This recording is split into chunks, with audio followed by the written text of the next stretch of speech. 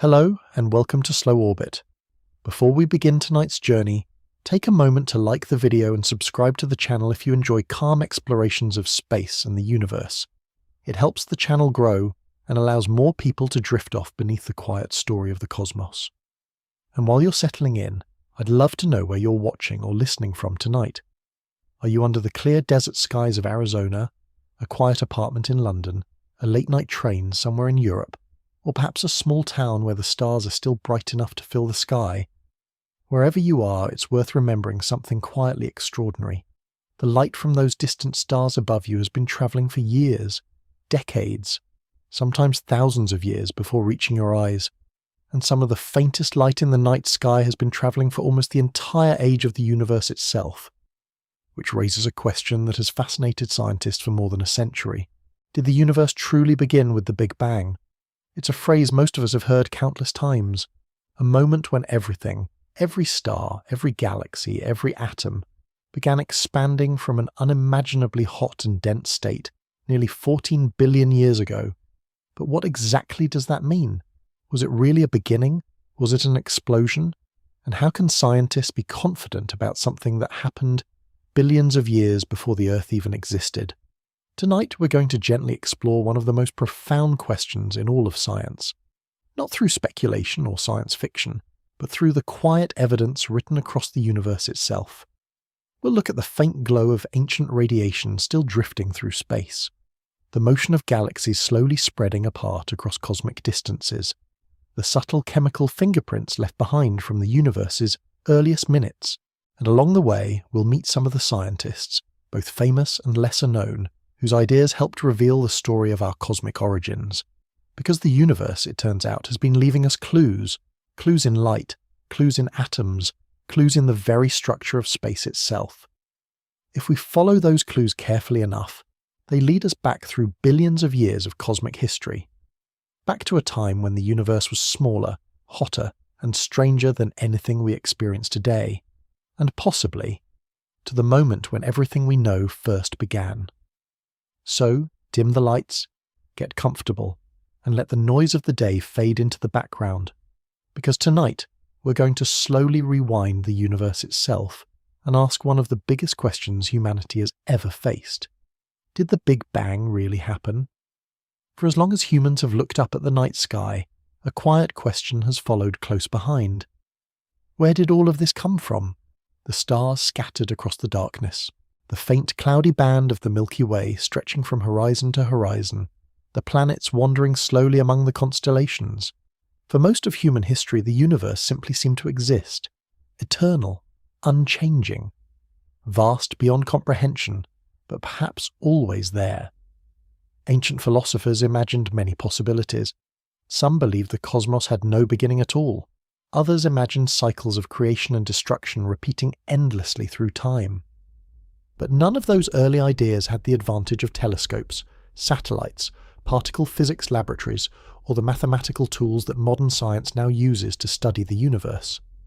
Only in the past century has humanity begun to investigate this question with real evidence, and that investigation leads us to one of the most famous ideas in all of science, the Big Bang. Despite the dramatic name, the Big Bang does not describe an explosion in space. It is not a bomb that detonated somewhere in the universe long ago. Instead, the Big Bang is a scientific model that describes how the universe itself has changed over time. According to this model, the universe began in an extremely hot, extremely dense state. Space itself was compressed to an almost unimaginable degree. Over time, that dense state expanded and cooled, gradually giving rise to atoms, stars, galaxies, and eventually the cosmic structures we observe today. In other words, the Big Bang describes the expansion of space itself, and if this idea is correct, it means the universe has not always looked the way it does now. It has a history, a beginning to its current form, a long unfolding story stretching across nearly 14 billion years. That conclusion did not appear overnight. It emerged slowly, piece by piece, as scientists began uncovering clues hidden in the behavior of light, the motion of galaxies, and the faint radiation still drifting through space.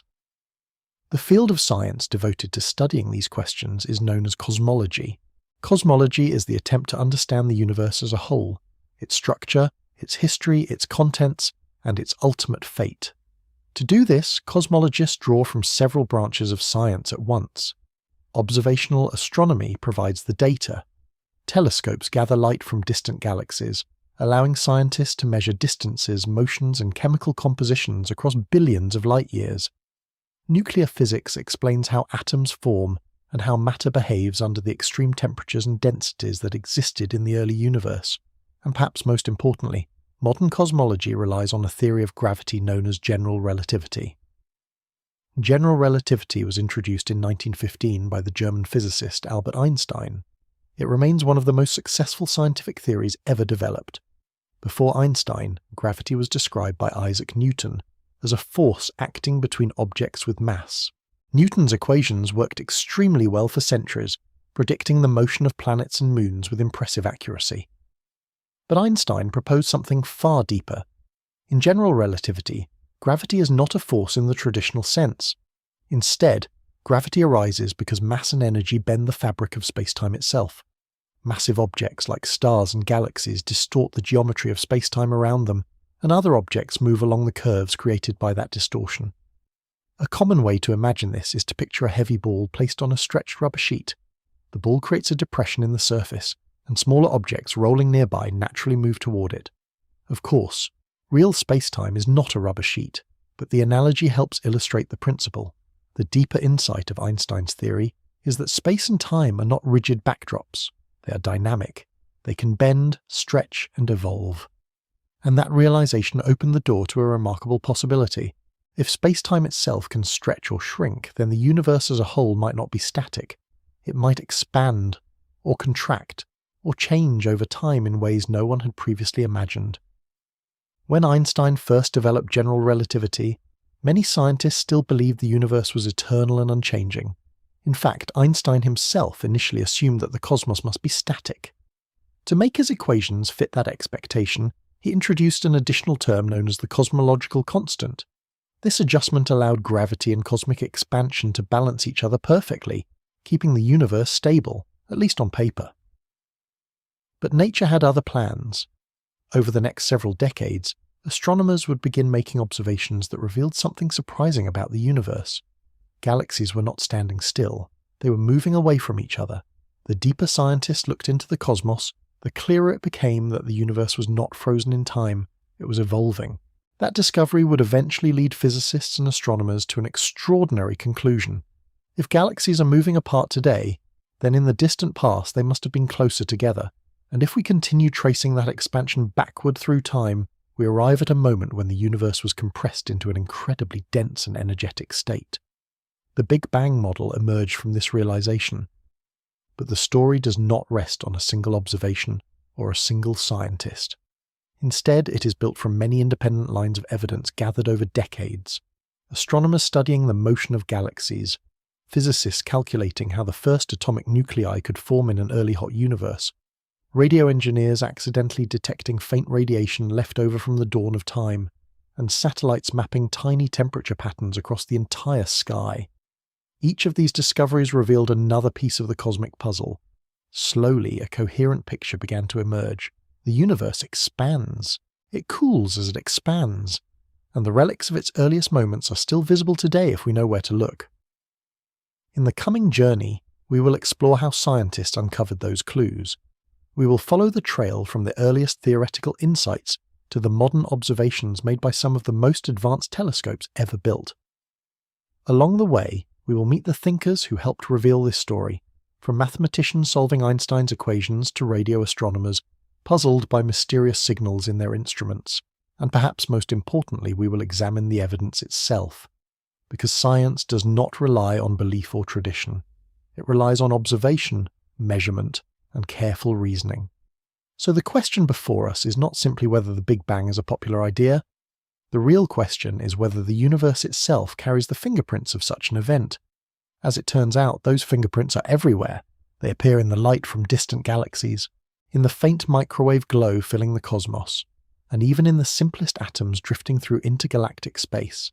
If we follow those clues carefully enough, they lead us back through billions of years of cosmic history, back toward the earliest chapters of the universe and toward the remarkable question that has captivated scientists for generations. Did the universe truly begin with the Big Bang? For most of human history, the universe was something to contemplate rather than something to measure. Philosophers debated its nature, poets described its beauty, ancient scholars attempted to understand its structure through careful observation of the sky. But until the early 20th century, the universe itself remained largely beyond the reach of precise scientific investigation. Astronomers could map the positions of stars and planets. They could measure the motions of objects within our own galaxy, yet the universe as a whole remained a mystery, partly because no one even knew how large it truly was. In fact, as recently as the early 1900s, many scientists believed the Milky Way galaxy might be the entire universe. Other faint spiral shapes visible in telescopes were thought by some to be small gas clouds within our own galaxy, rather than distant galaxies of their own. Cosmology, the science of the universe as a whole, had not yet fully emerged as a quantitative field. It existed more as a mixture of astronomy, philosophy, and speculation. That situation began to change in the early 20th century, when a powerful new tool arrived: mathematics guided by physics. In 1915, Albert Einstein introduced his theory of general relativity, a radical new description of gravity that treated space and time as a flexible structure known as space-time. According to this theory, the presence of matter and energy bends space-time, and the curvature of space-time determines how objects move. Einstein's field equations captured this relationship between geometry and matter. One way to express the core idea behind those equations in words is the following statement: the curvature of space-time equals a constant multiplied by the energy and momentum contained within that space-time. In simpler terms, matter tells space how to curve, and curved space tells matter how to move. Einstein initially believed the universe itself must be static. After all, that seemed like the most reasonable assumption at the time. If gravity always attracts, then a universe filled with matter should slowly collapse inward. To prevent that collapse, Einstein added a term to his equations known as the cosmological constant, designed to balance gravity and maintain a stable universe. But when other physicists began studying Einstein's equations more closely, they discovered something unexpected. The mathematics did not naturally describe a static universe at all. Instead, the equations allowed for dynamic solutions in which the universe could expand or contract over time. One of the first scientists to explore this possibility was a Russian mathematician and physicist named Alexander Friedmann. In 1922, Friedmann published a paper showing that Einstein's equations permit several different types of evolving universes. In some solutions, the universe expands forever. In others, expansion eventually slows and reverses into collapse. Friedmann's work was purely theoretical. He had no observational evidence that the universe was actually expanding. Yet his calculations demonstrated something important. The equations of general relativity naturally allow the universe to change with time. Friedmann's solutions introduced the idea that the large-scale structure of the cosmos could evolve, growing larger or smaller depending on its overall density and geometry. Einstein himself initially rejected Friedmann's results, believing that the calculations must contain an error. After reviewing the mathematics more carefully, Einstein later acknowledged that Friedmann's work was correct. It was a quiet but profound moment in the history of cosmology. The possibility of a dynamic universe had entered scientific thought. In the years that followed, other physicists continued exploring the implications of Einstein's theory. Among them were Howard Percy Robertson, an American mathematician and physicist, and Arthur Jeffrey Walker, a British mathematician. Together with earlier work by Georges Lemaitre, their research helped establish the mathematical framework used to describe the large-scale structure of the universe. This framework is now known as the Friedmann-Lemaitre-Robertson-Walker metric. Although the name is somewhat lengthy, the idea behind it is surprisingly elegant. The Friedmann-Lemaitre-Robertson-Walker metric describes a universe that is homogeneous and isotropic on very large scales. Homogeneous means that, when viewed across vast cosmic distances, matter is distributed roughly evenly throughout the universe. Isotropic means the universe looks the same in every direction. These assumptions do not claim that every region of space is identical. After all, galaxies, stars, and planets clearly form complex structures. But when cosmologists average over enormous distances, Hundreds of millions of light-years across, the universe appears remarkably uniform. The Friedmann-Lemaitre-Robertson-Walker metric allows scientists to describe how such a universe expands or contracts over time. At the heart of this description lies a quantity known as the scale factor. The scale factor measures how the size of the universe changes relative to some earlier moment.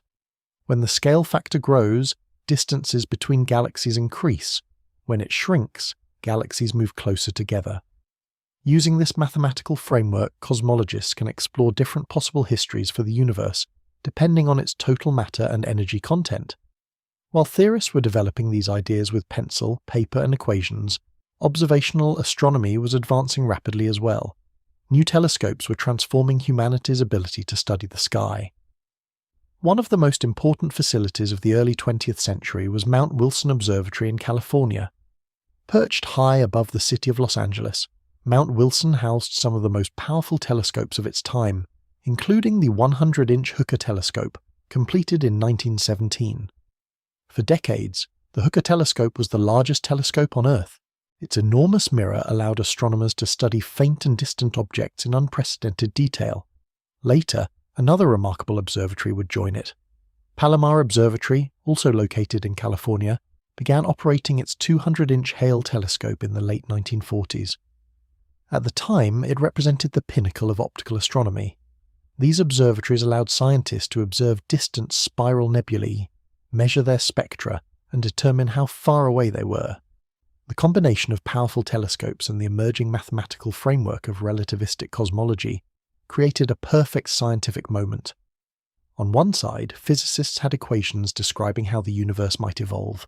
On the other, astronomers were gathering data from deeper and deeper regions of space. The idea that the universe might not be eternal and unchanging began to take hold. Slowly, the old assumption of a static cosmos started to fade. Instead, a new vision was emerging. A universe that could grow. A universe that could evolve. A universe with a history written across billions of years. At first, this idea seemed almost too extraordinary to be true, but the observations were about to become even more surprising. Because as astronomers continued studying distant galaxies, they discovered something remarkable. The universe was not just capable of changing, it was already in motion.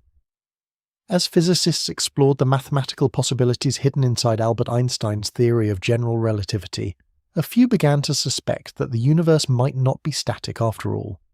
The equations seemed to prefer motion. They hinted that the fabric of space itself could stretch, shrink, or evolve with time. One of the scientists who followed that idea further was a Belgian physicist and Catholic priest named Georges Lemaitre. Lemaitre was a remarkably thoughtful figure in the early development of cosmology. Trained in mathematics and physics, and also ordained as a priest, he approached the universe with both intellectual discipline and philosophical curiosity. In the late 1920s, Lemaitre examined Einstein's equations alongside the growing body of astronomical observations being gathered from large telescopes. In 1927, Lemaitre published a paper proposing something quite bold. He suggested that the universe is expanding. More than that, he proposed that if the universe is expanding today, then in the distant past it must have been far smaller and far denser. Following this idea backward in time leads to a state where all matter and energy were once compressed into an extremely compact form. Lemaitre referred to this hypothetical beginning as the primeval atom. The phrase sounds almost poetic now, but the underlying idea was serious scientific reasoning. According to Lemaitre's model, the universe began in a highly concentrated state that expanded outward, eventually producing the vast cosmic structures we observe today. At the time, however, Lemaitre's work did not immediately capture widespread attention. Part of the reason was that cosmology itself was still a young field.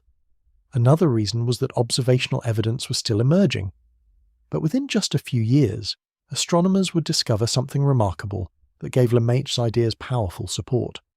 High above the city of Los Angeles sits Mount Wilson Observatory, perched on a ridge in the San Gabriel Mountains. In the early 20th century, Mount Wilson housed the largest telescopes in the world, including the 100-inch Hooker telescope. This instrument allowed astronomers to observe extremely faint objects that were invisible to earlier telescopes. Among the scientists using the Hooker telescope was an American astronomer named Edwin Hubble. Hubble was interested in studying faint spiral-shaped objects that astronomers had long referred to as spiral nebulae. For years, there had been debate about what these objects really were. Some scientists believed they were relatively small gas clouds within the Milky Way galaxy. Others suspected they might be entire galaxies far beyond our own. Hubble's observations helped settle that debate. By carefully studying certain variable stars known as Cepheid variables, Hubble was able to measure distances to several spiral nebulae. Cepheid stars are useful because their brightness varies in a predictable way, allowing astronomers to calculate their true luminosity and therefore determine how far away they are. When Hubble measured these stars in the Andromeda Nebula, the results were astonishing. Andromeda was far too distant to belong to the Milky Way. It was an entirely separate galaxy. Suddenly the universe became vastly larger than scientists had previously imagined. The Milky Way was not the whole cosmos after all. It was simply one galaxy among many. With this realization, astronomers began studying these distant galaxies more carefully. One question in particular became very important. How were these galaxies moving? To answer that question, astronomers examined the light coming from these galaxies using spectroscopy. When light is spread out into its component wavelengths, it forms a pattern of spectral lines that reveal the chemical elements present in stars. These spectral lines also reveal motion. If a galaxy is moving away from us, the wavelengths of its light become stretched toward the red end of the spectrum. This phenomenon is known as redshift. When Hubble and his colleagues measured the spectra of many galaxies, they noticed something surprising. Almost all distant galaxies showed redshift. In other words, nearly every galaxy they observed appeared to be moving away from Earth. Even more interesting was the pattern hidden in the data. The farther away a galaxy was, the faster it appeared to be receding. This relationship became known as Hubble's law. In its simplest verbal form, the law can be stated as follows. The velocity at which a galaxy moves away from us equals the Hubble constant, multiplied by the distance to that galaxy. This relationship revealed a remarkable truth about the universe. Space itself is expanding. To understand this idea, imagine dots drawn on the surface of an inflating balloon. As the balloon expands, every dot moves away from every other dot. No single dot sits at the center of expansion. Instead, the entire surface stretches. Galaxies behave in a similar way. They are not simply flying outward through empty space like debris from an explosion. Rather, the space between galaxies is gradually stretching. As space expands, the distances between galaxies increase. From our perspective within the Milky Way, this expansion makes distant galaxies appear to be receding in all directions. An interesting consequence of this expansion is that no galaxy occupies a special central location. Observers in any galaxy would see other galaxies moving away from them in a similar pattern. The expansion of the universe is therefore a property of space itself, not a motion centered on any particular point. When astronomers began to understand this, the implications were profound. If the universe is expanding today, then earlier in its history galaxies must have been closer together. The farther back we go in time, the denser the universe becomes. Following this logic far enough leads to a moment when all matter and energy were concentrated in an extremely compact state. The idea that Georges Lemaître had proposed suddenly seemed much more plausible. The universe appeared to have a history of expansion. The discovery of cosmic expansion quickly became one of the most important observations in modern science. It provided the first clear evidence that the universe evolves over time rather than remaining eternally static. And unlike purely theoretical ideas, this conclusion was supported by direct observation. Astronomers could measure galaxy distances, they could measure redshifts, and they could see the relationship between the two. The universe itself was revealing its behavior. Later measurements refined the value of the Hubble constant and expanded the catalogue of observed galaxies. Large surveys conducted by observatories around the world continued confirming the same basic pattern. Galaxies are moving apart, space is expanding, and the universe is not frozen in time. This discovery became the first major observational pillar supporting the idea that the universe began in a much hotter and denser state. The concept we now call the Big Bang. What began as a mathematical possibility hidden within Einstein's equations had now found support in the night sky itself. The cosmos was not eternal and unchanging, it was dynamic, it was evolving, and its expansion was quietly carrying galaxies farther apart with every passing moment of cosmic time. When astronomers first began measuring the light from distant galaxies, they discovered that the universe carries a subtle but unmistakable signature of motion. This signature is known as redshift. At first glance, the word may sound technical, but the basic idea is surprisingly familiar. It is closely related to an everyday phenomenon called the Doppler effect. You've probably experienced the Doppler effect many times without noticing its name. Imagine standing beside a road as an ambulance approaches with its siren sounding. As the vehicle moves toward you, the pitch of the siren seems higher. Then, as the ambulance passes and begins moving away, the sound suddenly drops to a lower pitch. Nothing about the siren itself has changed. The sound waves are simply being compressed when the source moves toward you and stretched when it moves away. Light behaves in a similar way. Light travels through space as waves, and each wave has a particular wavelength that corresponds to a specific color. Shorter wavelengths appear bluer, while longer wavelengths appear redder. When a source of light moves away from an observer, the light waves become stretched. Their wavelength grows longer, shifting toward the red end of the visible spectrum. Astronomers call this effect redshift. If the source moves toward us instead, the waves are compressed, shifting the light toward the blue end of the spectrum. This is known as blue shift. In the early 20th century, astronomers began applying this principle to study the motion of distant galaxies. To do this, they relied on an extremely useful property of atoms. Every chemical element emits and absorbs light at very specific wavelengths. When astronomers spread starlight into a spectrum using a spectroscope, the result is a pattern of dark or bright lines that correspond to these wavelengths. These patterns are known as spectral lines. Hydrogen produces one distinctive set of lines. Helium produces another. Calcium and sodium have their own recognizable signatures as well. Because these patterns are known with great precision from laboratory experiments on Earth, astronomers can compare the spectral lines observed in distant galaxies with the same lines measured in laboratories. If the lines appear shifted toward longer wavelengths, the galaxy must be moving away from us. If they appear shifted toward shorter wavelengths, the galaxy must be moving closer. The amount of shift can be measured very precisely. By calculating how much the spectral lines have moved, astronomers can determine the velocity of a galaxy along our line of sight. This technique allowed scientists such as Vesto Slipher at Lowell Observatory in the early 1900s to measure the motions of many spiral nebulae long before their distances were fully understood. Slipher's observations revealed something intriguing. Many of these objects appeared to be moving away from the Milky Way at remarkable speeds, sometimes hundreds or even thousands of kilometers per second. At the time, this result seemed puzzling. But when Edwin Hubble later measured the distances to these galaxies, the picture became clearer. Nearly every distant galaxy showed redshift. In other words, almost every galaxy outside our immediate neighborhood appeared to be moving away from us, and more importantly, the farther away the galaxy was, the greater its redshift tended to be. This discovery revealed something extraordinary. The universe is expanding, but it is important to understand exactly what that means. Galaxies are not simply flying outward through empty space like fragments from a shattered object. Instead, the space between galaxies itself is gradually stretching. One way scientists describe this process is through a quantity called the cosmological scale factor. The cosmological scale factor measures how the size of the universe changes over time. If the scale factor increases, distances between galaxies grow larger. If the scale factor were to decrease, galaxies would move closer together. This idea can be visualized with a simple thought experiment. Imagine a loaf of raisin bread dough rising in an oven. The raisins represent galaxies, while the dough represents the fabric of space. As the dough expands, every raisin moves farther away from the others. Importantly, no single raisin sits at the center of the expansion. From the perspective of any raisin, the surrounding raisins appear to drift away. The universe behaves in a similar way on very large scales.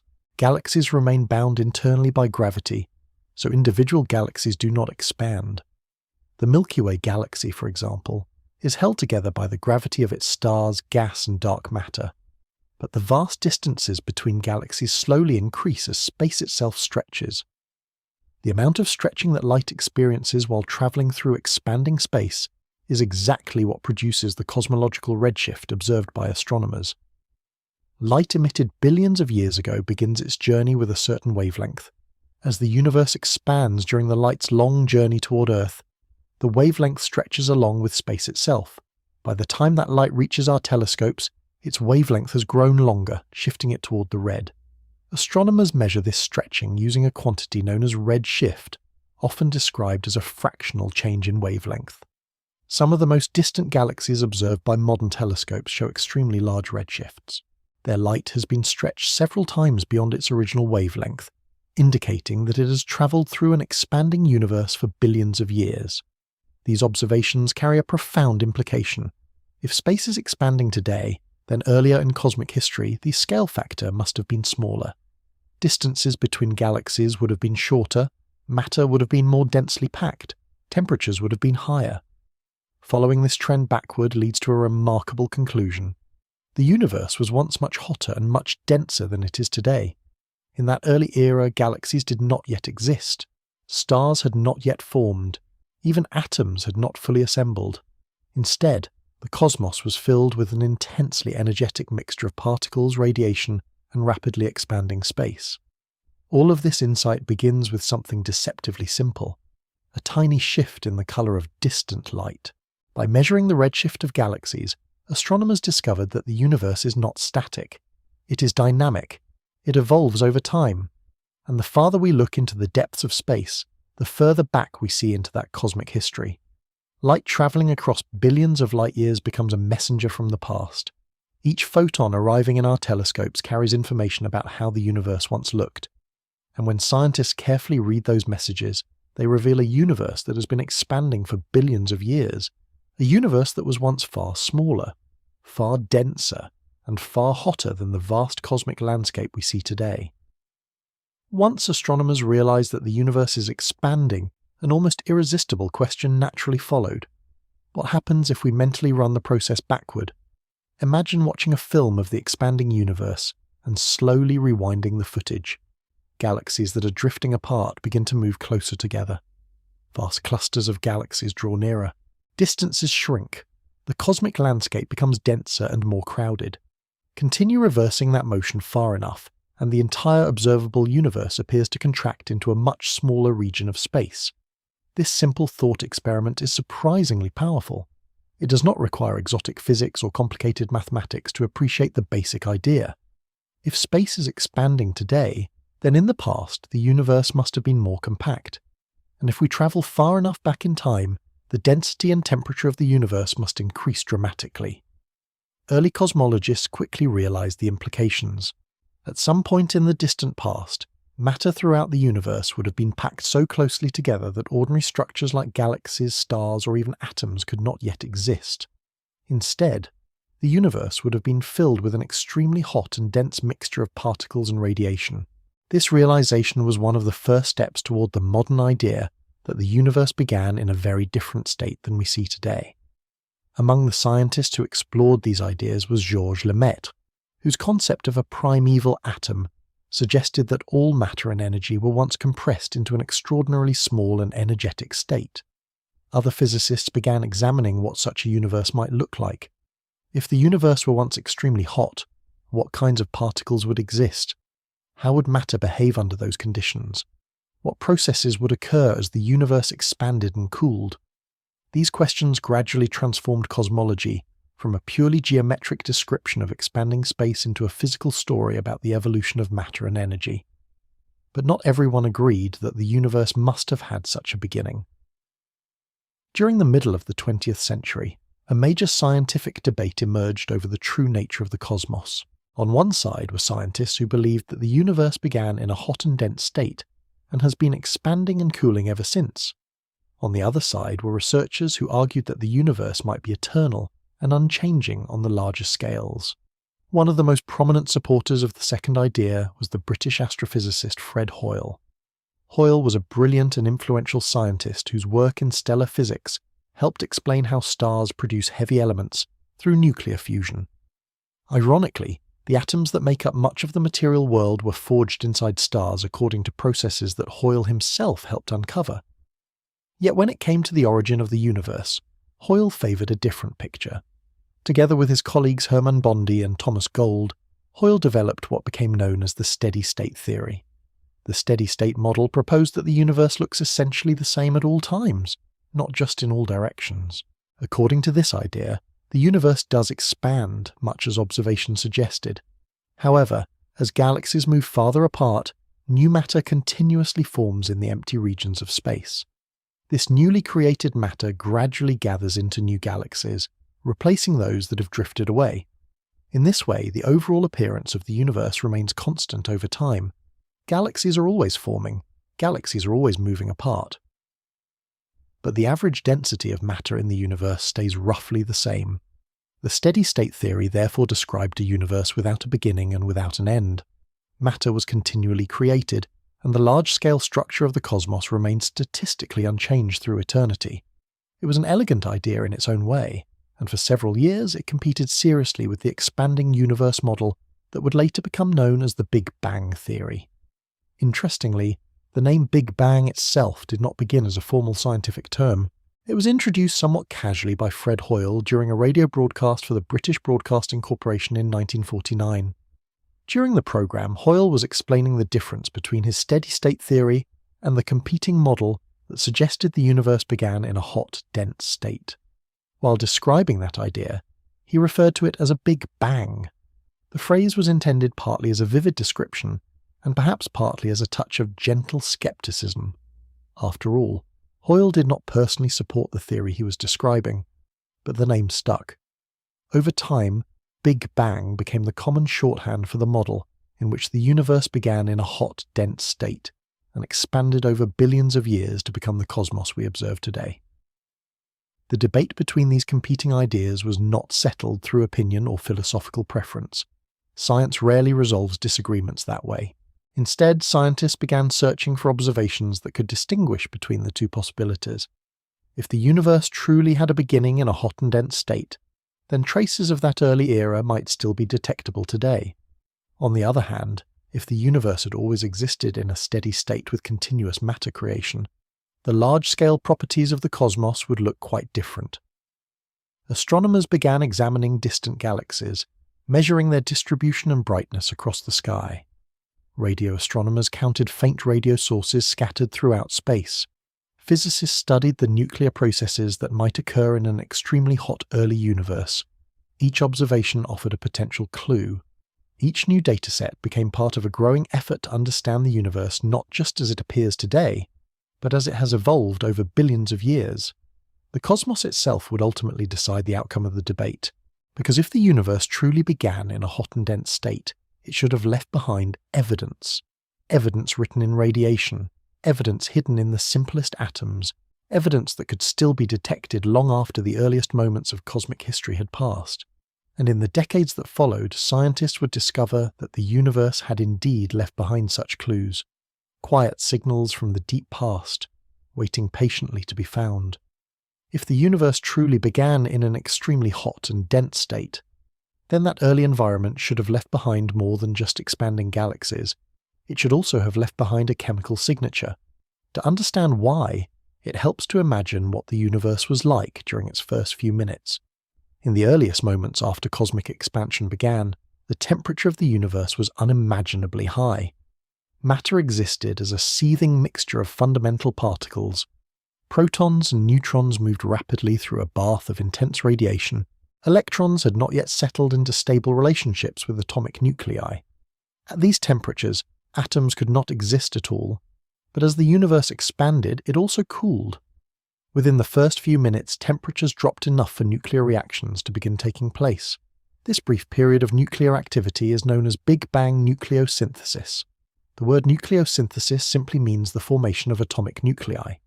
During this early stage, protons and neutrons collided and fused together to form the first simple nuclei. These reactions happened quickly but not for very long. The universe was expanding rapidly, and as it expanded it cooled further, shutting down the nuclear reactions after only a few minutes. The conditions of this early universe were extremely different from the nuclear reactions taking place in stars today. Inside stars, nuclear fusion occurs under the intense pressure created by gravity. In the early universe, however, fusion happened everywhere at once throughout space, driven by the enormous temperatures that existed shortly after the beginning of cosmic expansion. Understanding how these early reactions unfolded required a combination of cosmology, nuclear physics, and careful theoretical calculation. One of the scientists who explored this problem was the Russian-American physicist George Gamow. Gamow had a deep interest in nuclear processes and was fascinated by the idea that the early universe might have been hot enough to forge the first atomic nuclei. During the 1940s, Gamow began working with a graduate student named Ralph Alpher to calculate what elements might form during those first minutes of cosmic history. Their work focused on the behavior of protons and neutrons under extreme temperatures and densities. They calculated how these particles would combine into larger nuclei as the universe cooled. The results were striking. According to their calculations, the early universe should produce large amounts of hydrogen and helium, along with very small traces of a few, slightly heavier elements such as lithium. Hydrogen, the simplest element, consists of a single proton. Helium nuclei contain 2 protons and 2 neutrons. Lithium is slightly heavier still, though only tiny amounts were expected to form during this early phase. Most heavier elements such as carbon, oxygen, and iron could not form during Big Bang nucleosynthesis because the universe cooled too quickly for more complicated nuclear reactions to occur. Those heavier elements would have to wait for another process entirely. They would be forged later inside the cores of stars. Gamow and Alpher published their calculations in a paper that soon became famous in the history of cosmology. The paper appeared in 1948 and is often referred to as the Alpher-Bethe-Gamow paper. The name contains a small piece of scientific humour. Gamow decided to include the name of another prominent physicist, Hans Bethe, as a co-author, even though Bethe had not directly worked on the project. The reason was a playful nod to the first 3 letters of the Greek alphabet. Alpha, Bethe, and Gamow sound very much like alpha, beta, and gamma. Fortunately, Hans Bethe reportedly took the joke in good spirits. Despite the light-hearted authorship, the paper contained serious scientific predictions. It argued that if the universe began in a hot and dense state, then the proportions of certain elements in the cosmos should follow specific ratios. Hydrogen should dominate the universe by mass. Helium should make up a substantial fraction, roughly 1/4 of all normal matter. Lithium should exist only in trace amounts. These predictions offered something extremely valuable. They provided a way to test the theory.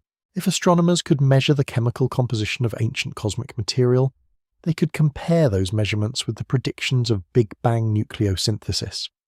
If the numbers matched, it would strongly support the idea that the universe once passed through a hot, dense phase capable of forming these nuclei. But measuring the chemical composition of the universe is not quite as simple as scooping up a cosmic sample. Stars constantly manufacture new elements through nuclear fusion. Over billions of years, stellar processes enrich galaxies with heavier elements. To test the predictions of Big Bang nucleosynthesis, astronomers must search for material that has remained relatively untouched by stellar activity. One useful place to look is in extremely old gas clouds found between galaxies. These clouds, often observed in the spectra of distant quasars, contain gas that has remained largely unchanged since the early universe. By analysing the spectral lines produced when light passes through these clouds, astronomers can determine the abundance of different elements. Spectroscopy once again becomes the key. Hydrogen and helium produce distinctive spectral signatures that can be measured with great precision using modern telescopes.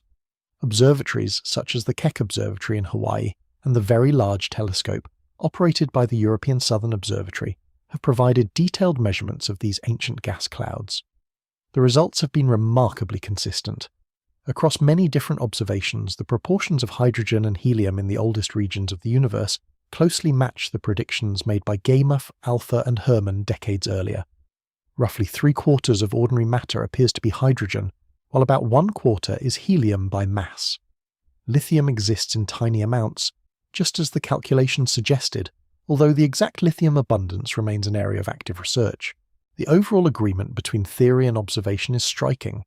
A process that lasted only a few minutes in the earliest moments of cosmic history left behind a chemical fingerprint that can still be detected billions of years later. It is a quiet but powerful piece of evidence. The atoms drifting through space today carry the memory of a much hotter past. They tell a story about the first nuclear reactions in the universe. And those reactions fit remarkably well with the idea that the cosmos once existed in a dense blazing state before expanding and cooling into the vast universe we see today. If the universe truly began in a hot and dense state, then the earliest moments of cosmic history should have left behind more than just expanding galaxies and specific chemical elements. They should also have left behind heat. In fact, physicists realized that if the early universe was once filled with intensely energetic radiation, then as space expanded and cooled, that radiation would gradually lose energy, but would never disappear entirely. Instead, it would continue traveling through space. Billions of years later, that ancient radiation should still be present everywhere in the universe, though greatly cooled and stretched by cosmic expansion. This prediction emerged during the 1940s from the work of George Gamow and his collaborators Ralph Alpher and Robert Herman. Their calculations suggested that the early universe would have been filled with radiation at extremely high temperatures. As the universe expanded and cooled, that radiation would shift into longer wavelengths, eventually falling into the microwave region of the electromagnetic spectrum. Gamow, Alpher, and Herman even estimated the approximate temperature that this relic radiation might have today. Their estimate suggested a temperature of only a few degrees above absolute zero. Absolute zero itself is the lowest possible temperature in physics, defined as 0 degrees on the Kelvin scale. At that temperature, the motion of atoms and molecules reaches its theoretical minimum. The predicted leftover radiation from the early universe would therefore be extremely faint, corresponding to a temperature only a few degrees above absolute zero. At the time these predictions were made, no instruments existed that were sensitive enough to detect such faint microwave radiation across the entire sky. For several years, the idea remained largely theoretical. Then, in the mid-1960s, an unexpected discovery changed everything. At Bell Telephone Laboratories in Holmdel, New Jersey, two radio astronomers named Arno Penzias and Robert Wilson were working with a large horn-shaped radio antenna originally designed for satellite communication experiments. This instrument, known as the Holmdel horn antenna, was extremely sensitive to microwave signals from space. Penzias and Wilson were conducting careful measurements of faint radio emissions in the sky when they encountered something puzzling. Their receiver consistently detected a faint background signal. The signal appeared to come from every direction in the sky. It did not vary with the time of day. It did not depend on the direction the antenna was pointed. It did not disappear after recalibrating their equipment. The signal corresponded to a temperature of about 3 degrees above absolute zero. At first, Penzias and Wilson suspected the noise might be coming from some local source. They checked the electronics carefully. They examined possible interference from nearby cities. They even climbed into the antenna itself to remove a pair of pigeons that had taken up residence inside. The pigeons had left behind what Penzias later described, with admirable scientific politeness, as white dielectric material. In simpler terms, pigeon droppings. Despite thoroughly cleaning the antenna and checking every possible source of interference, the mysterious background signal remained. No matter what they tried, the faint microwave glow was always there. Around the same time, a group of physicists at Princeton University, led by Robert Dicker and including researchers such as Jim Peebles and David Wilkinson, had been searching for exactly this kind of signal. They were attempting to detect the predicted leftover radiation from the early hot universe described by Big Bang cosmology. When the Bell Labs team contacted the Princeton group to discuss the unexplained signal, the realization quickly became clear. The faint microwave radiation detected by Penzias and Wilson was almost certainly the relic radiation predicted years earlier by Gamow, Alpher, and Herman. It was the leftover heat from the early universe itself. Today this radiation is known as the cosmic microwave background, often abbreviated as the CMB. The cosmic microwave background fills all of space. No matter where astronomers point their telescopes, this faint glow appears in every direction. It forms a nearly uniform background radiation that permeates the entire observable universe. Its temperature is about 2.7 degrees above absolute zero. Although that temperature is incredibly cold by everyday standards, the radiation itself carries vital information about the universe's earliest moments. When the universe was young, matter and radiation were tightly coupled together. Photons constantly scattered off free electrons in a hot plasma that filled the cosmos. As the universe expanded and cooled, electrons eventually combined with atomic nuclei to form neutral atoms. This event allowed photons to travel freely through space without being scattered. Those photons are still traveling today. The cosmic microwave background is essentially a snapshot of the universe when it was only about 380,000 years old. Before that time, the universe was opaque, much like the interior of a star. Afterward, it became transparent, allowing light to move freely across cosmic distances. The discovery of the cosmic microwave background had enormous consequences for cosmology. First, it provided a direct observational confirmation of predictions made by Big Bang theory. The existence of this radiation was precisely what physicists expected if the universe had once been hot and dense.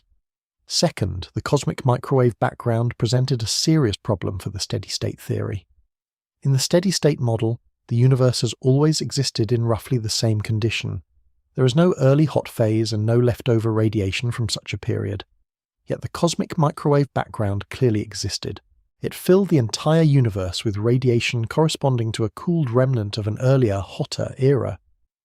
Within just a few years of the discovery, most cosmologists accepted that the cosmic microwave background strongly supported the Big Bang model. The universe had once been far hotter than it is today. The faint microwave glow detected by Penzias and Wilson was the cooled echo of that ancient fire. In recognition of their discovery, Arno Penzias and Robert Wilson were awarded the Nobel Prize in Physics in 1978. Their finding transformed cosmology from a field with competing philosophical models into one grounded firmly in observational evidence. A quiet background signal detected by a radio antenna in New Jersey had revealed one of the most profound clues about the universe. The cosmos still carries the heat of its earliest moments, and that faint glow continues to travel across space, whispering a story that began billions of years ago. Once scientists realized that the cosmic microwave background filled the entire sky, a new question naturally followed. What exactly does that ancient light look like in detail? At first glance, the microwave background appears almost perfectly uniform. No matter where astronomers point their instruments, they detect radiation with nearly the same temperature, about 2.7 degrees above absolute zero. This remarkable uniformity revealed something important about the early universe. When the universe was only a few 100,000 years old, conditions were extremely similar across enormous distances. Matter and radiation were spread out in a nearly even distribution. Yet cosmologists suspected that the early universe could not have been perfectly uniform. If matter had been distributed with complete smoothness, gravity would have had nothing to work with. Galaxies and galaxy clusters would never have formed. Instead, there must have been tiny variations in density, small regions where matter was slightly more concentrated than the surrounding areas. Over billions of years, gravity would amplify those slight differences, pulling matter together to form stars, galaxies, and vast cosmic structures. If that idea was correct, then traces of those tiny variations should still be visible in the cosmic microwave background itself. Specifically, the temperature of the microwave radiation should vary slightly from one region of the sky to another. Regions that were slightly denser in the early universe would leave subtle temperature differences in the radiation released at that time. Detecting such variations required incredibly precise instruments. The temperature differences involved were expected to be extremely small, perhaps only a few millionths of a degree. For decades after the discovery of the cosmic microwave background, astronomers searched for these faint patterns without success. Then, in the late 20th century, a new generation of space-based observatories began to study the microwave background with unprecedented sensitivity. One of the first major missions was the Cosmic Background Explorer satellite, known simply as COBE. Launched by the National Aeronautics and Space Administration in 1989, COBE was designed to measure the cosmic microwave background with extraordinary precision. One of its instruments, called the Differential Microwave Radiometer, scanned the entire sky looking for tiny temperature variations. In 1992, the COBE team announced a historic discovery. They had detected small fluctuations in the temperature of the cosmic microwave background. The variations were incredibly tiny, only about 1 part in 100,000. Yet those subtle differences were exactly what cosmologists had been hoping to find. They represented the earliest known irregularities in the universe, the faint seeds from which galaxies and clusters would eventually grow. George Smoot and John Mather, two of the leading scientists on the COBE mission, later received the Nobel Prize in Physics for their work. Smoot famously described the result by saying that the patterns revealed by COBE were like seeing the face of the universe as a baby. Although COBE confirmed the existence of these fluctuations, its resolution was relatively coarse. The satellite could detect large-scale patterns across the sky, but it could not resolve finer details. To improve upon these measurements, a new mission was launched in the early 21st century. The Wilkinson Microwave Anisotropy Probe, known as WMAP, began observing the microwave background in the year 2001. Named after the cosmologist David Wilkinson, the spacecraft mapped temperature variations across the entire sky with much greater precision than COBE. Over several years of observations, WMAP produced detailed maps showing the intricate pattern of hot and cold spots in the microwave background. Each tiny variation corresponded to a slight difference in density in the early universe. These measurements allowed scientists to extract remarkable information about the cosmos. By analysing the pattern of temperature fluctuations, cosmologists could determine the age of the universe, which is now estimated to be about 13.8 billion years. They could measure the overall geometry of space, which appears to be very close to flat on cosmic scales. They could also estimate the relative amounts of ordinary matter, dark matter, and dark energy that make up the universe. Later, the European Space Agency launched an even more sensitive mission called the Planck spacecraft. Beginning its observations in the year 2009, Planck measured the microwave background with extraordinary precision, producing the most detailed map of the infant universe ever created. The data confirmed and refined the results obtained by earlier missions, allowing cosmologists to test theoretical models of the early universe with remarkable accuracy. Long before these satellites flew through space, some physicists had already predicted that such patterns should exist. Among them were the Soviet physicists Vyacheslav Mukhanov and Gennady Chibisov. In the early 1980s, they studied how quantum processes in the very early universe could produce tiny fluctuations in density. According to their work, extremely small variations at the quantum level could be stretched to cosmic scales during the early expansion of the universe. These variations would then leave their imprint in the cosmic microwave background as slight temperature differences. Over billions of years, gravity would amplify those tiny density variations, gradually pulling matter together. Regions that started out slightly denser would attract more material. Gas would collapse to form the first stars. Galaxies would assemble from vast clouds of matter. Clusters of galaxies would emerge, linked together in enormous filaments stretching across the universe. The large-scale structure of the cosmos that astronomers observe today can be traced back to those minuscule fluctuations preserved in the microwave background. It is a remarkable idea. The distribution of galaxies across billions of light-years may ultimately be rooted in tiny variations that existed when the universe was still less than 1 million years old. The cosmic microwave background therefore serves as a kind of time capsule. It allows scientists to study the universe not as it appears today, but as it existed when it was still extremely young. By examining the faint patterns in this ancient radiation, cosmologists can measure fundamental properties of the universe itself, its age, its composition, its geometry, and the subtle initial conditions that shaped everything that followed. What began as a mysterious background signal detected by radio astronomers has become one of the most powerful tools for understanding the origin and evolution of the cosmos. The faint glow filling the universe is not merely leftover radiation. It is a detailed record of the universe in its infancy, preserved across billions of years of cosmic history.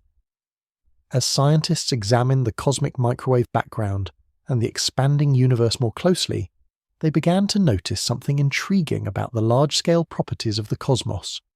On the one hand, the universe clearly contains structure. Galaxies cluster together, forming enormous webs of matter stretching across hundreds of millions of light-years. Yet on the very largest scales, the universe appears remarkably smooth. The cosmic microwave background, for example, has nearly the same temperature in every direction of the sky. The variations that exist are extremely small, only a few millionths of a degree. This uniformity raised an important question. Why should regions of the universe separated by enormous distances share such similar properties? To understand the puzzle, imagine two regions of the sky that lie on opposite sides of the observable universe. Light from those regions has taken billions of years to reach Earth. In the earliest stages of cosmic history, those regions were so far apart that there would have been no time for signals, particles, or radiation to travel between them. Yet when astronomers measure the temperature of the cosmic microwave background in those distant regions, the values are almost identical. This mystery became known as the horizon problem. In simple terms, the horizon problem asks why distant parts of the universe appear to have nearly identical conditions, even though they may never have been in contact with one another. There was another puzzle as well. Measurements of the universe suggest that its geometry is very close to what physicists describe as flat. In cosmology, the curvature of space can be compared to the surface of a sphere or a saddle shape. If the universe contained too much matter, gravity would cause space to curve inward like the surface of a sphere. If the density were too low, space would curve outward in a saddle-like shape. Observations, however, show that the universe sits very close to the boundary between these possibilities. This issue became known as the flatness problem. The question was why the universe should begin with such precisely balanced conditions. Both of these puzzles suggested that something important might have happened during the earliest moments of cosmic history. In 1980, a young theoretical physicist named Alan Guth proposed a possible solution. Guth suggested that the universe might have experienced a brief period of extremely rapid expansion during its earliest fraction of a second. This idea became known as cosmic inflation. According to the inflationary model, the universe expanded at an astonishing rate during a tiny moment early in its history. During this period, space itself grew exponentially, doubling in size again and again within an extremely short interval. To give a rough sense of scale, the size of the observable universe may have increased by an enormous factor within far less than a second. Although the details are still being studied, inflation is thought to have occurred when the universe was far younger than 1 second old. The consequences of such rapid expansion would be profound. Before inflation began, the entire observable universe would have been compressed into an incredibly small region, where matter and radiation could easily interact and reach similar conditions. Then inflation would stretch that tiny region to enormous size. As a result, distant parts of the universe that appear widely separated today would originally have been close together before inflation expanded them. This idea provides a natural explanation for the horizon problem. Regions of the universe that seem disconnected today were once neighbours, before the inflationary expansion carried them far apart. Inflation also offers an explanation for the flatness problem. Rapid expansion would stretch the geometry of space in a way that smooths out any large curvature. A useful analogy is the surface of a balloon. If you examine a small patch of a large balloon, the surface appears nearly flat even though the balloon as a whole is curved. Similarly, inflation would make the observable universe appear extremely close to flat regardless of its original curvature. After Alan Guth proposed the inflationary idea, other physicists quickly began developing the theory further. One of the most influential contributors was the Russian physicist Andrei Linde. Linde introduced several variations of inflationary theory, including a concept known as chaotic inflation. In this model, inflation can occur in different regions of space under certain conditions, potentially leading to multiple expanding regions of the universe. Another important development came from the physicist Alexei Starobinsky, who had earlier explored how quantum effects in gravity might naturally produce rapid expansion in the early universe. Paul Steinhardt also played a major role in refining inflationary theory and studying how it might produce observable predictions that astronomers could test. One of the most fascinating aspects of inflation involves quantum physics. Even in empty space, quantum mechanics predicts that tiny fluctuations constantly occur at extremely small scales. These fluctuations involve momentary variations in energy and density that normally remain microscopic. During the inflationary expansion, however, these tiny fluctuations could be stretched to enormous scales. As space expanded rapidly, small quantum variations in density would be magnified, spreading across vast regions of the universe. When inflation eventually ended and normal expansion resumed, those stretched fluctuations would remain embedded in the distribution of matter and radiation. Over billions of years, gravity would amplify these variations. Regions that began slightly denser would gradually attract more matter. Gas clouds would collapse, forming the first stars and galaxies. Clusters of galaxies would emerge along vast cosmic filaments. The temperature fluctuations seen in the cosmic microwave background today are believed to be the imprint of those very early density variations.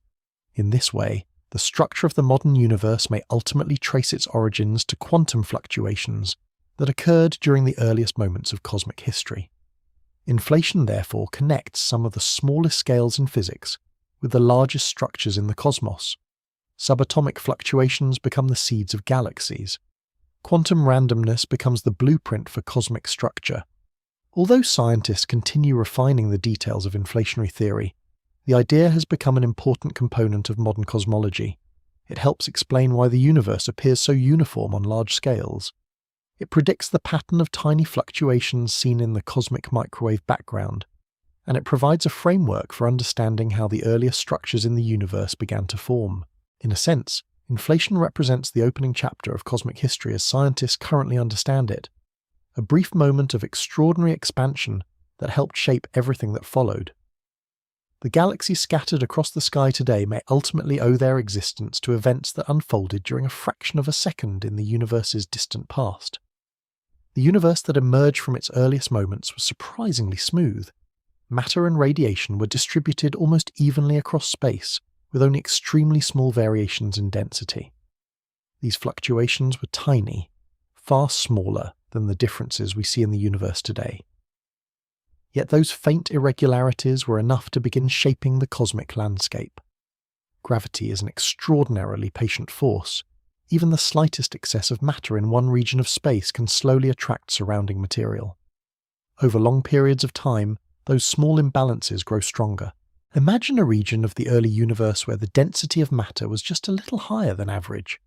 The extra mass in that region would produce a slightly stronger gravitational pull. Nearby particles would drift toward it.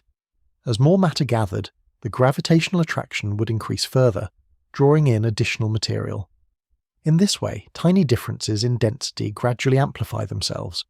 Regions that began only slightly denser become progressively more concentrated, while nearby regions become relatively emptier. This process is known as gravitational instability, and it is the fundamental mechanism that allowed cosmic structure to grow. At first, the changes were extremely subtle. The early universe was filled with a hot plasma of particles and radiation, and that radiation exerted pressure that resisted the collapse of matter.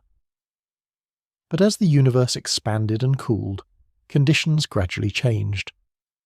One important ingredient in this story is dark matter. Dark matter is a form of matter that does not emit or absorb light. It cannot be seen directly with telescopes, yet its gravitational influence is clearly observed throughout the universe. Astronomers first began suspecting the existence of dark matter in the 1930s when the Swiss astronomer Fritz Zwicky studied the motions of galaxies inside galaxy clusters. Zwicky found that galaxies were moving far too quickly to be held together by the visible matter alone. Something unseen seemed to be contributing additional gravity. Later observations of galaxy rotation curves by astronomers such as Vera Rubin and Kent Ford strengthened the case for dark matter. Although its exact nature remains unknown, dark matter appears to make up most of the matter in the universe. This invisible component played a crucial role during the formation of cosmic structures. Unlike ordinary matter, dark matter does not interact strongly with radiation. That means it was able to begin clumping under gravity earlier than normal gas. As dark matter slowly gathered into dense regions, it formed gravitational wells that ordinary matter could later fall into. In a sense, dark matter acted as the scaffolding of the universe, providing the underlying framework around which galaxies and clusters eventually formed. The theoretical understanding of how these structures grow was explored in detail by the Soviet physicist Yakov Zeldovich. Zeldovich developed a mathematical approach known as the Zeldovich approximation, which provided an elegant way to describe how matter collapses under gravity during the early stages of structure formation. According to this approximation, matter in the universe does not collapse evenly in all directions at once. Instead, it tends to collapse first along one dimension, forming sheet-like structures sometimes referred to as cosmic pancakes. These sheets then collapse along additional dimensions, eventually forming elongated filaments and dense clusters. Remarkably, this description closely resembles the large-scale structure of the universe that astronomers observe today. Galaxies are not distributed randomly throughout space. Instead, they trace out a vast cosmic web composed of filaments, clusters, and enormous empty regions known as voids. The densest intersections of this cosmic web host massive clusters containing hundreds or even thousands of galaxies. Between these filaments lie enormous voids stretching across tens of millions of light-years where relatively few galaxies are found. The earliest stars and galaxies began forming several 100 million years after the beginning of cosmic expansion.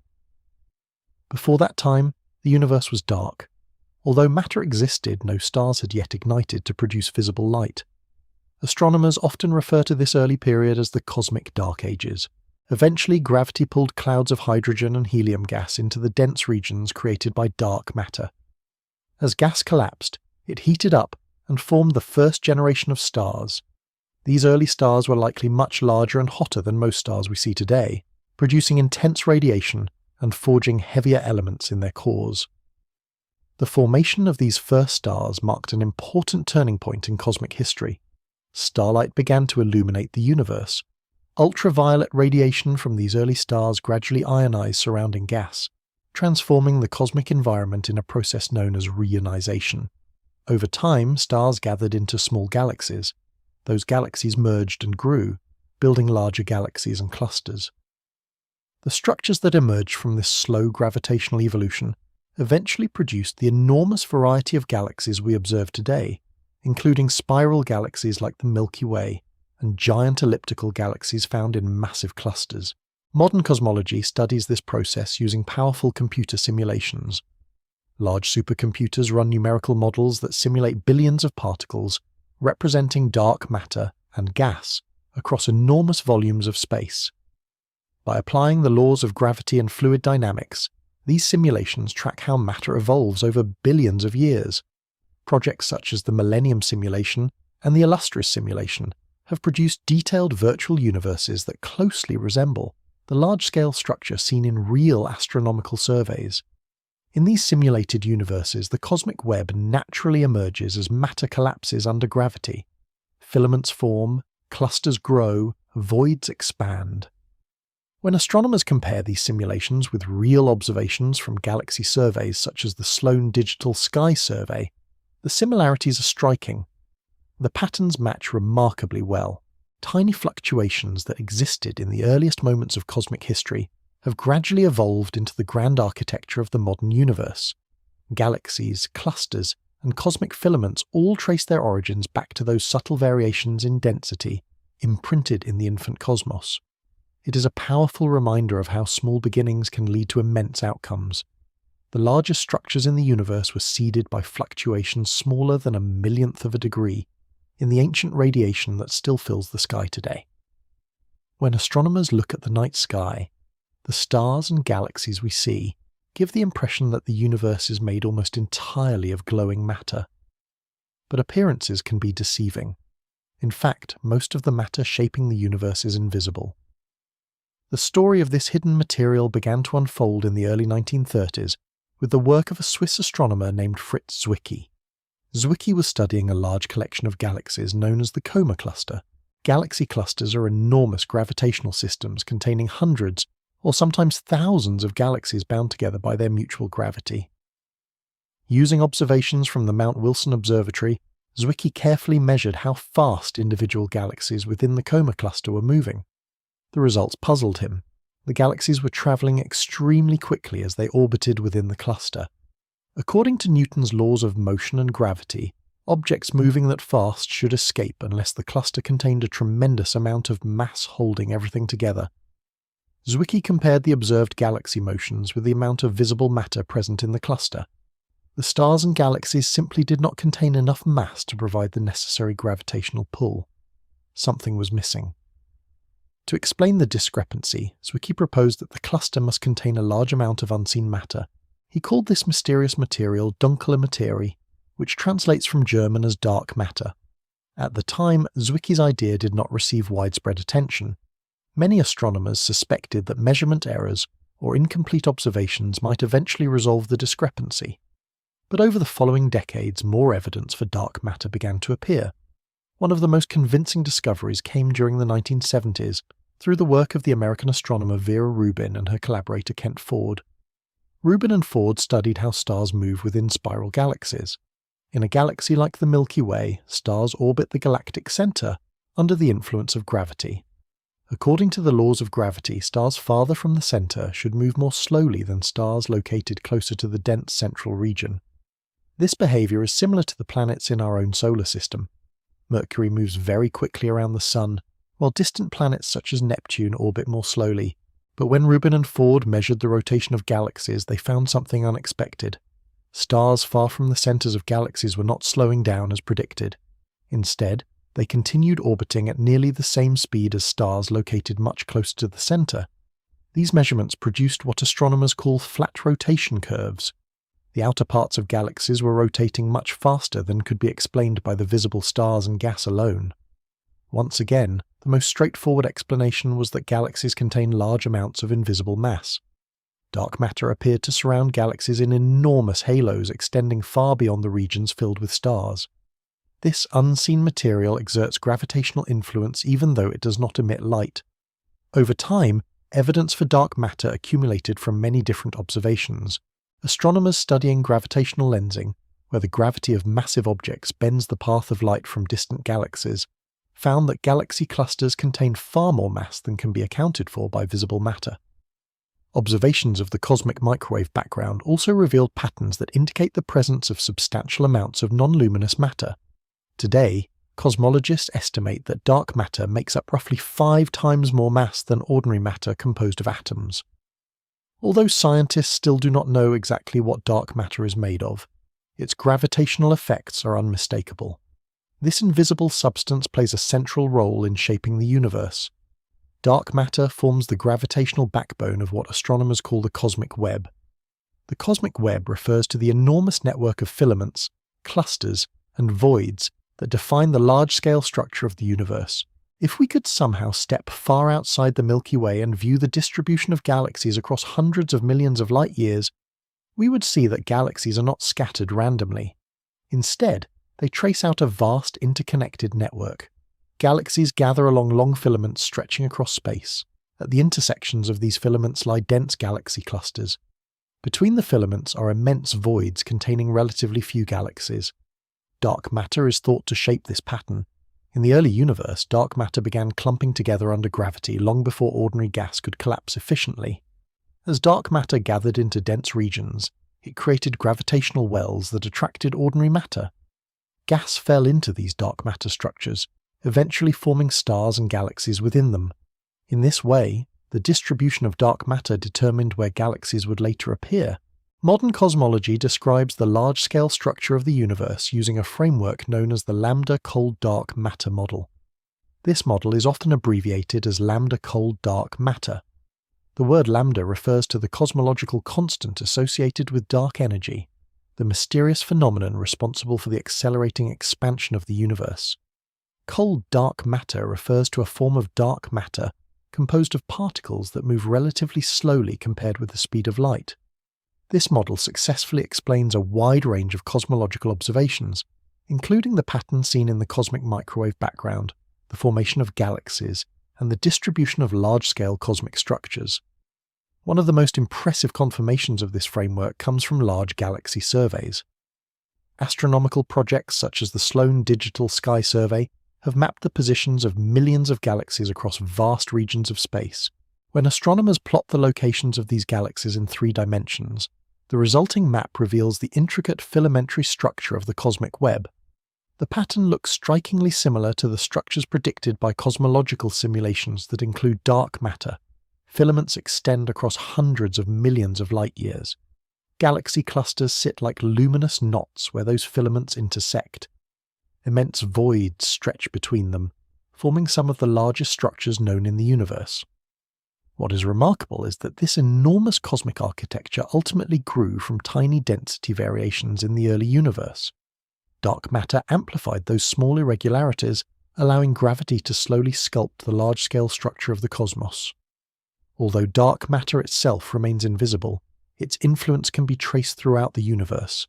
It shapes galaxies, it binds clusters together, and it forms the hidden framework upon which the visible universe is built. For much of the 20th century, astronomers believed they had a reasonably clear picture of how the universe was evolving. The universe was expanding, as Edwin Hubble's observations had shown decades earlier. Gravity, exerted by all the matter in the cosmos, was expected to slow that expansion over time. After all, gravity is an attractive force. Galaxies pull on one another across enormous distances. Even though the universe was expanding, Most cosmologists assumed that this expansion should gradually decelerate as gravity worked to draw matter back together. The remaining question was simply how strong that slowing effect might be. If there were enough matter in the universe, gravity might eventually halt the expansion entirely and cause the cosmos to collapse inward in a distant future event sometimes called the Big Crunch. If there were less matter, the expansion might continue forever, but still gradually slow with time. Either way, the expectation was that gravity should act as a cosmic brake. In the 1990s, astronomers set out to measure that braking effect directly. Two major research collaborations began studying extremely distant stellar explosions known as Type 1a supernovae. These supernovae are particularly useful for cosmology because they behave in a remarkably consistent way. A Type 1a supernova occurs when a dense white dwarf star accumulates material from a companion star until it reaches a critical mass and undergoes a powerful thermonuclear explosion. Because these explosions reach nearly the same intrinsic brightness each time they occur, astronomers can use them as what are known as standard candles. A standard candle is an astronomical object whose true luminosity is known. By comparing how bright the object appears from Earth with how bright it should actually be, scientists can determine its distance. This technique allows astronomers to measure distances to galaxies billions of light-years away. Two teams became leaders in this effort. One group, called the Supernova Cosmology Project, was led by the physicist Saul Perlmutter at Lawrence Berkeley National Laboratory in California. Another team, known as the High Z Supernova Search Team, included astronomers Brian Schmidt and Adam Rees. Both collaborations searched for distant Type 1a supernovae and measured their brightness with great precision. The goal was to determine how the expansion of the universe had changed over cosmic time. If gravity had been slowing the expansion, distant supernovae would appear slightly brighter than expected, because they would be closer than predicted by models of constant expansion. But when the teams analysed their data, they found something entirely unexpected. The distant supernovae appeared dimmer than anticipated. This result meant that those galaxies were farther away than expected.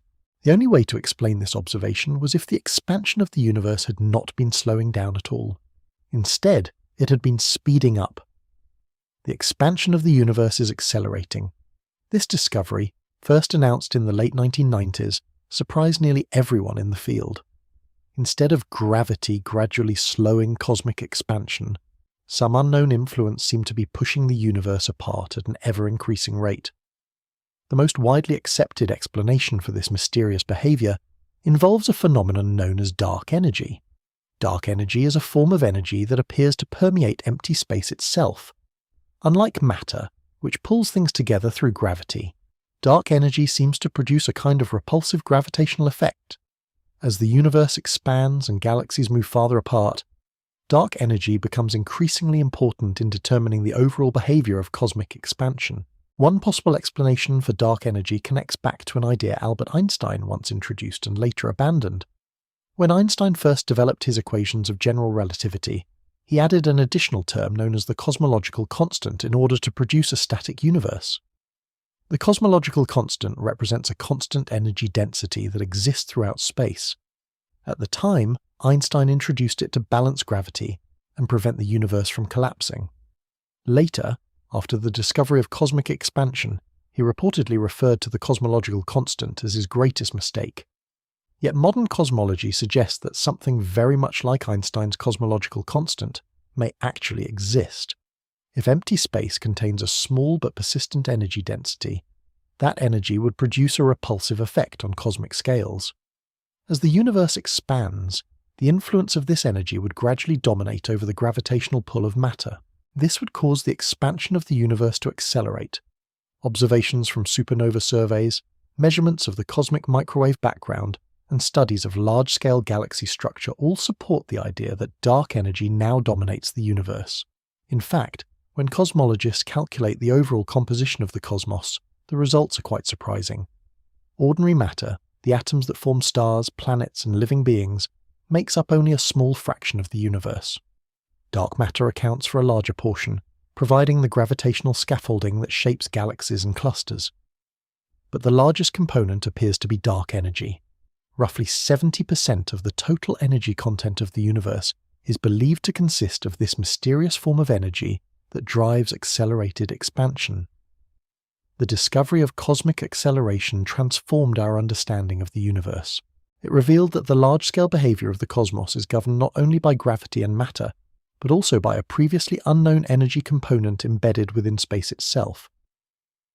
For their groundbreaking work in discovering the accelerating expansion of the universe, Saul Perlmutter, Brian Schmidt, and Adam Riess were awarded the Nobel Prize in Physics in 2011.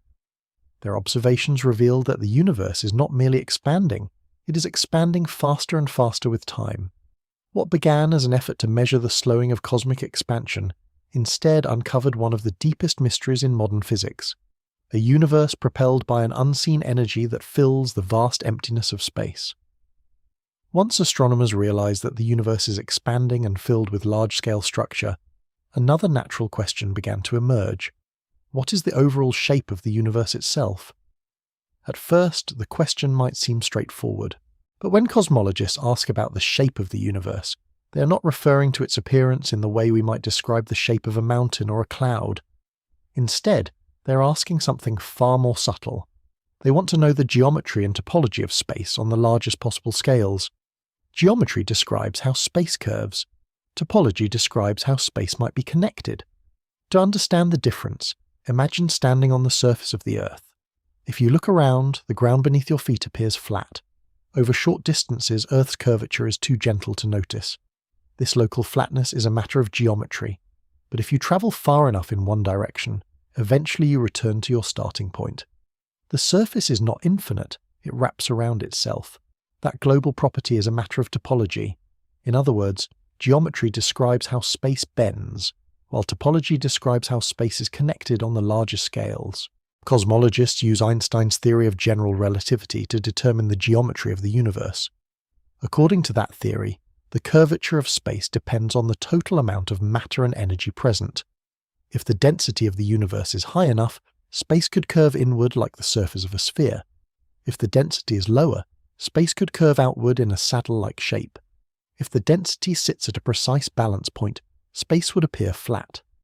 Measurements of the cosmic microwave background, particularly those from the Wilkinson Microwave Anisotropy Probe and the Planck spacecraft, suggest that the universe is extremely close to geometrically flat. But even if space is locally flat, its global topology might still be more complex. Just as a flat sheet of paper can be wrapped into a cylinder without changing its local geometry, the universe might possess a topology that connects distant regions in unexpected ways. This possibility has inspired cosmologists to explore a wide variety of models describing how space might be arranged on the largest scales. One particularly intriguing proposal was developed by the French cosmologist Jean-Pierre Luminet and his collaborators in the early 2000s. Luminet explored the idea that the universe might have a topology known as a Poincaré dodecahedral space. This model imagines the universe shaped somewhat like a 12-sided geometric figure called a dodecahedron. In such a universe, space would be finite but without boundaries. If a traveller moved far enough in one direction, they could eventually return to their starting point, not because they turned around, but because space itself loops back on itself. An observer might even see multiple images of the same distant galaxy appearing in different directions of the sky, created by light travelling through these repeating paths. Although this concept may sound exotic, similar ideas are common in mathematics. Topologists study spaces that connect back onto themselves in various ways, producing shapes that can be finite even without edges. The challenge for cosmologists is determining whether our universe might possess such a structure. Fortunately, the cosmic microwave background once again offers a powerful tool for investigation. Because the microwave background radiation comes from a time when the universe was only a few 100,000 years old, it provides a nearly complete snapshot of the sky at that early moment. If the universe has a complex topology that wraps space around itself, certain patterns might appear in this radiation. For example, the same physical region of space could be visible in multiple directions of the sky, due to light travelling along different paths around the universe. This could create matching circular patterns in the temperature fluctuations of the cosmic microwave background. Astronomers sometimes refer to this idea as the search for matching circles in the sky. By analysing extremely detailed maps of the microwave background, cosmologists look for these repeating patterns as possible evidence of a finite, multiply-connected universe. So far, observations from missions such as the Planck spacecraft have not revealed definitive signs of such topological patterns. However, These measurements have allowed scientists to place strong limits on the possible size and structure of the universe. If the universe does possess a repeating topology, the scale of that repetition must be larger than the observable universe itself. In other words, if space wraps around in some complex way, the loops are likely far larger than the region we can currently observe. Researchers continue exploring these questions using increasingly precise observations. They analyze temperature fluctuations in the cosmic microwave background, examine the distribution of galaxies across enormous distances, and study gravitational lensing patterns that reveal how matter bends light across cosmic scales. Each dataset offers another piece of the puzzle. Understanding the shape and topology of the universe is one of the deepest questions in cosmology. It touches not only on physics, but also on geometry, mathematics, and the fundamental nature of space itself. Whether the universe extends infinitely in all directions or forms a vast but finite structure that subtly connects distant regions remains an open question. What is clear is that modern observations allow scientists to test these possibilities in ways that would have been unimaginable only a century ago. By carefully studying ancient radiation and the distribution of galaxies, cosmologists are slowly uncovering clues about the true structure of the cosmos. The answer, whatever it may ultimately be, will reveal something profound about the architecture of the universe we inhabit. The Big Bang model has become the dominant explanation for how the universe evolved, from a hot and dense beginning to the vast cosmic structure we observe today. Yet cosmology remains a scientific field driven by curiosity, and many physicists continue exploring deeper questions that lie beyond the standard picture. One of the most intriguing questions concerns the very earliest moment of cosmic history.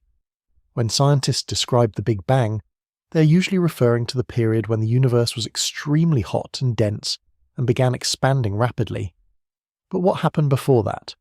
Or perhaps more precisely, what does the word before even mean in this context? Einstein's theory of general relativity suggests that, as we trace the expansion of the universe backward in time, the density and temperature of the cosmos increase without limit. Eventually, the mathematics predicts a point known as a singularity. A singularity is a condition where quantities such as density and curvature become infinite, and the known laws of physics break down. Many physicists suspect that such infinities signal the limits of our current theories rather than a literal physical event. The earliest instant of the universe likely requires a deeper understanding that unites general relativity with quantum mechanics. Because of this uncertainty, several alternative cosmological ideas have been proposed to explore what might have preceded the hot expanding phase of the universe. One particularly imaginative proposal comes from the British mathematical physicist Roger Penrose. Penrose developed a model known as conformal cyclic cosmology. According to this idea, the universe may pass through an endless sequence of cosmic eras, which Penrose calls aeons. In this framework, the extremely distant future of one cosmic era gradually transforms into the beginning of the next. Over unimaginable spans of time, galaxies drift apart and stars burn out. Black holes slowly evaporate through a process known as Hawking radiation. Eventually, the universe becomes extremely sparse, containing only a thin distribution of radiation. In such a state, Penrose suggests that the distinction between extremely large and extremely small scales may disappear. Through a mathematical transformation known as conformal rescaling, the far future of one universe could be reinterpreted as the hot beginning of another. In this view, the Big Bang is not the ultimate beginning of everything, but rather the continuation of a cosmic cycle. Each universe emerges from the distant future of the one before it. Another alternative approach arises from ideas connected to string theory and higher dimensional physics. This model is known as the ekpyrotic universe. The ekpyrotic scenario was developed by physicists Paul Steinhardt and Neil Turok in the early 2000s. Their proposal suggests that our universe might exist as a three-dimensional surface embedded within a higher dimensional space. In some versions of string theory, such surfaces are known as branes. According to the ekpyrotic model, the Big Bang may have been triggered by a collision between two such branes moving within a higher dimensional space. When these branes collide, enormous amounts of energy are released, heating the universe and initiating cosmic expansion. Over time, the branes separate again, allowing the universe to cool and evolve. Eventually another collision could occur, potentially producing another hot beginning. In this framework, the Big Bang represents a dramatic event in a larger multi-dimensional environment, rather than a singular creation of space and time. A different approach comes from attempts to combine quantum physics with the theory of gravity. One such framework is known as loop quantum cosmology. Loop quantum cosmology grows out of a broader theory called loop quantum gravity, which attempts to describe space-time itself as a network of discrete quantum structures rather than a continuous fabric. Physicists such as Martin Boyerwald have explored how these ideas might apply to the earliest universe. In loop quantum cosmology, the extreme densities predicted near the beginning of the universe do not lead to an infinite singularity. Instead, quantum gravitational effects become extremely strong and prevent matter from collapsing indefinitely. The result is something known as a cosmic bounce. In this scenario, the universe may have previously been contracting. As the density increased, quantum gravitational forces eventually halted the collapse and caused the universe to rebound into a new expanding phase. The Big Bang in this picture represents a transition between contraction and expansion rather than the absolute beginning of existence. These alternative models differ significantly in their details, but they share a common motivation. Each one attempts to explore the limits of our understanding and address questions that the standard cosmological model does not yet fully answer. What happened before the hot early universe? Did time itself begin at the Big Bang, or did earlier phases exist? Is the cosmos part of a larger cyclic process, or a structure embedded within higher dimensions? At present, none of these ideas has been confirmed by direct observational evidence. Most cosmologists still rely on the standard Big Bang model combined with cosmic inflation to explain the early universe. Nevertheless, exploring these alternative possibilities remains an important part of scientific progress. By developing new theoretical frameworks and searching for observational signatures that might distinguish between them, researchers continue pushing the boundaries of our understanding. Cosmology has always advanced through the interplay of theory and observation. The next breakthrough may come from new measurements of the cosmic microwave background, the detection of primordial gravitational waves, or future observations made by telescopes capable of probing even earlier periods of cosmic history. Until then, these alternative cosmological ideas serve as reminders that the story of the universe may still hold surprises beyond the horizon of current knowledge. Even though the earliest moments of the universe occurred billions of years ago, astronomers have discovered a remarkable way to study them. They simply look farther into space. Light does not travel instantaneously. It moves at a finite speed of roughly 300,000 kilometers per second. That speed is incredibly fast by everyday standards, yet across the immense distances of the cosmos, it takes time for light to travel from one place to another. When we observe a galaxy located 1 billion light-years away, the light entering our telescopes today began its journey 1 billion years ago.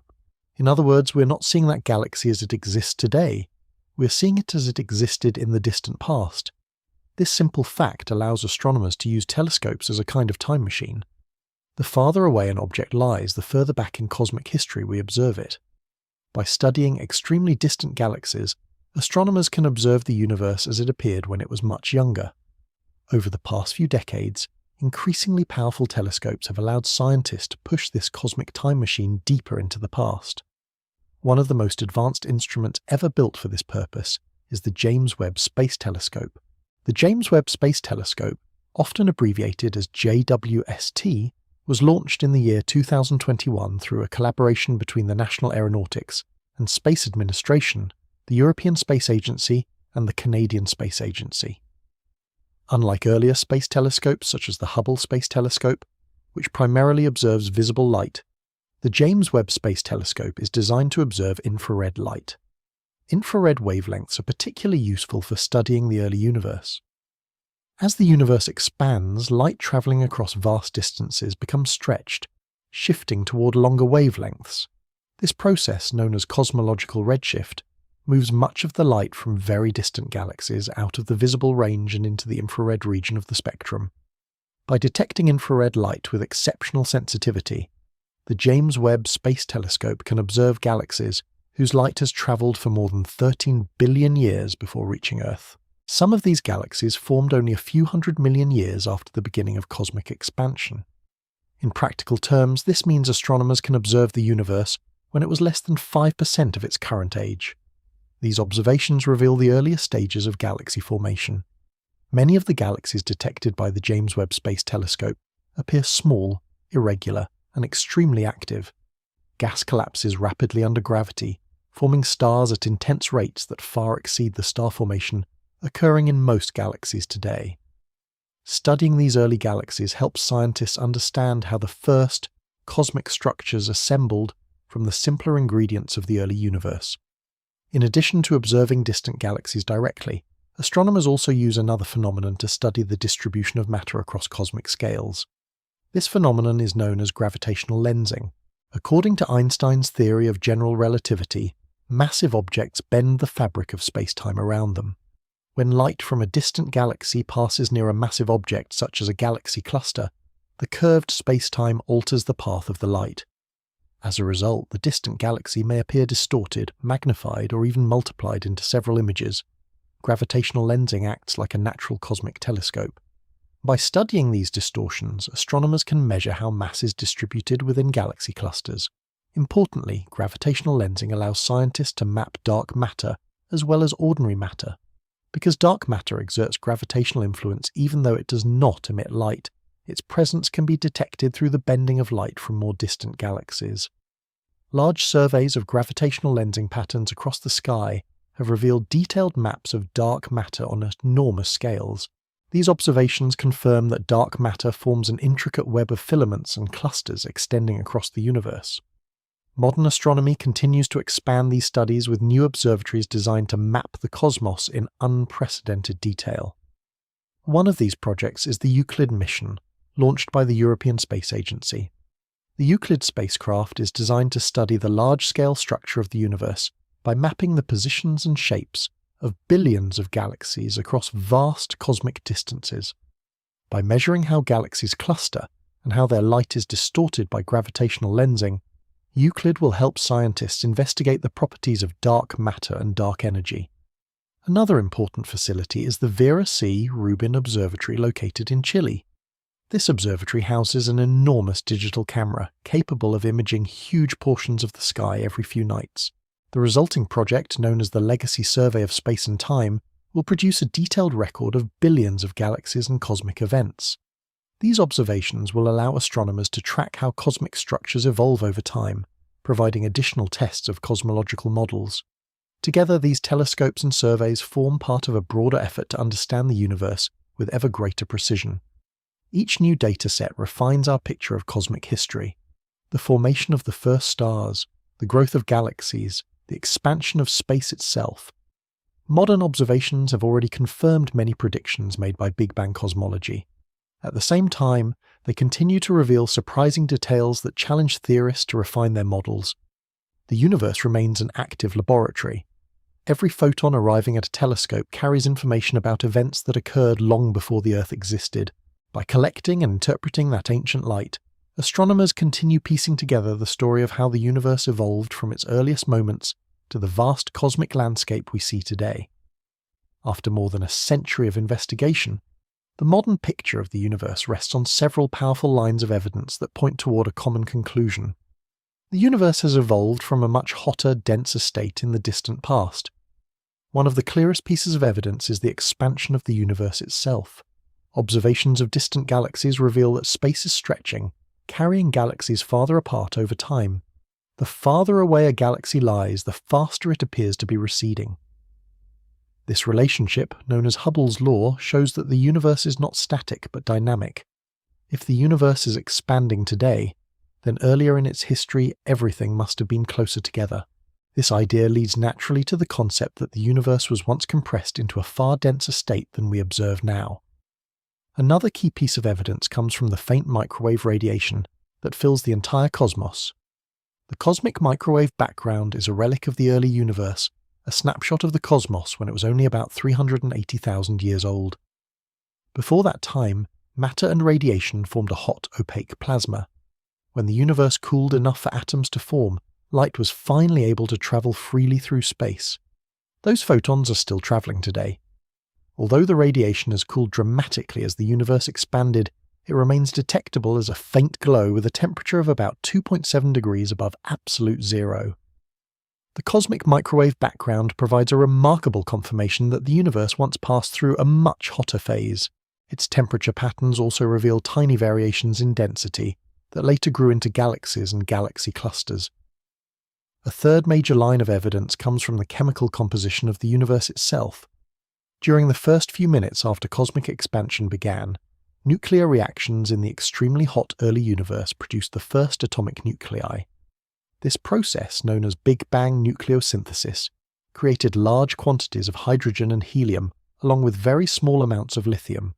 Observations of ancient gas clouds across the universe show element ratios that match the predictions of these early nuclear reactions with remarkable accuracy.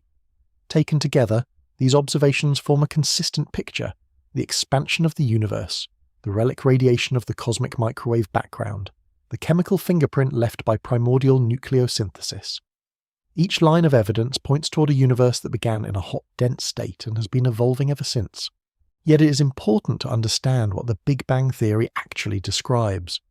Contrary to popular imagination, the Big Bang does not necessarily represent the ultimate beginning of everything.